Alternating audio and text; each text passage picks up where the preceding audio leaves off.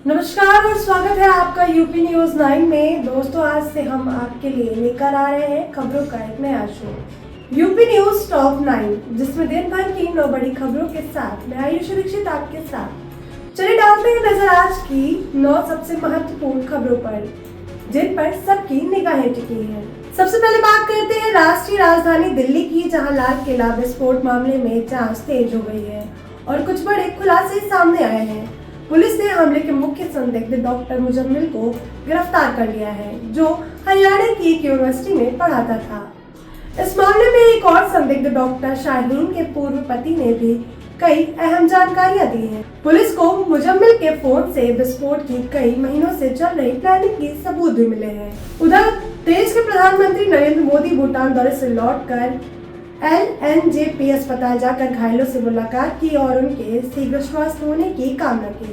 दिल्ली सरकार ने भी पीड़ितों के लिए एक बड़ा कदम उठाया, मृतक के परिवार को 10 लाख रुपए मुआवजे का ऐलान किया। अब बात करते हैं हमारी दूसरी बड़ी खबर की। बिहार चुनाव एग्जिट पोल के बाद राजनीतिक बयानबाजी तेज हो गई है। अब रुक करते हैं बिहार का, जहां विधानसभा चुनाव के दूसरे चरण का मतदान खत्म होने और एग्जिट पोल सामने आने के बाद राज्य में राजनीतिक सरगर्मी चरम पर है। एनडीए बहुमत का दावा कर रही है। बीजेपी नेता सम्राट चौधरी और डिप्टी सीएम विजय कुमार सिन्हा ने साफ कहा कि जनता ने डबल इंजन की सरकार को 2/3 बहुमत दी है और 14 तारीख को परिणाम एग्जिट पोल से भी बेहतर होंगे। वहीं महागठबंधन के नेता तेजस्वी यादव ने भी एग्जिट पोल को मनोवैज्ञानिक दबाव बताकर सिरे से खारिज कर दिया है। उन्होंने दावा किया कि जनता ने बदलाव के लिए वोट दिए हैं और 18 नवंबर को नई सरकार शपथ लेगी। बिहार की सियासत में कौन बाजी मारेगा, इसका फैसला 14 तारीख को होगा। अब बात करते हैं अपनी आज की तीसरी बड़ी खबर की। अंतर्राष्ट्रीय मोर्चे पर भारत के लिए एक अच्छी खबर है। भारत और अमेरिका के बीच एक महत्वपूर्ण व्यापार समझौते पर बातचीत अंतिम चरण पर है और इसके बाद जल्द ही संपन्न होने की भी प्रबल संभावना है। सूत्रों के अनुसार दोनों देशों के बीच व्यापार और निवेश को बढ़ावा देने वाले कई अहम मुद्दों पर लगभग सहमति बन चुकी है। इस समझौते से भारतीय उत्पादों, विशेषकर कृषि और वस्त्र क्षेत्र को अमेरिकी बाजार तक बेहतर पहुंच मिलने की उम्मीद है, जिससे देश के कई निर्यात को बड़ा फायदा होगा। विशेषज्ञ मान रहे हैं कि यह समझौता द्विपक्षीय संबंधों को एक नई ऊंचाई देगा, चीन के विकल्प के रूप में भारत की स्थिति को मजबूत करेगा। गौरतलब है कि अमेरिका के राष्ट्रपति डोनाल्ड ट्रंप ने कल ही कहा था कि भारत के लोग जल्द ही हमसे प्यार करने लगेंगे। अब बात करते हैं अपनी चौथी बड़ी खबर की। राष्ट्रीय राजधानी दिल्ली और NCR के वायु प्रदूषण का स्तर एक बार फिर बेहद गंभीर हो गया है। कई इलाकों में एयर क्वालिटी इंडेक्स 400 के पार पहुंच गया है, जो गंभीर श्रेणी में आता है। धुआं और जहरीली हवा के कारण लोगों को सांस लेने में दिक्कत और आंखों में जलन की शिकायत हो रही है। इस खराब हवा को देखते हुए स्कूलों को बंद कर या ऑड इवन योजना लागू करने पर विचार किया जा रहा है।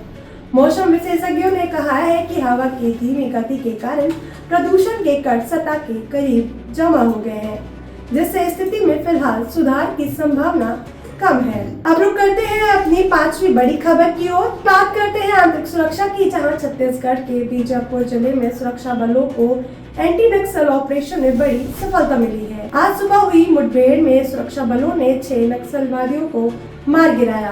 पुलिस के अनुसार यह ऑपरेशन गुप्त सूचना के आधार पर चलाया गया था और इसमें मारे गए नक्सलियों में कुछ शीर्ष कमांडर भी शामिल हो सकते हैं।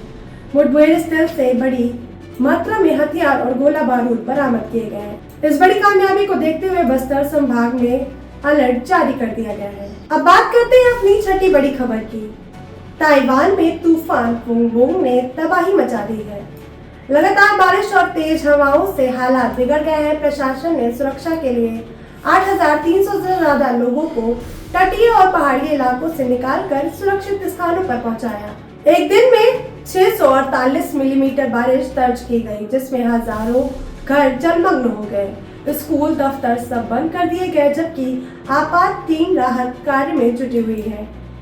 यह वही तूफान है जिसने फिलीपींस में 25 से ज्यादा लोगों की जान ली थी।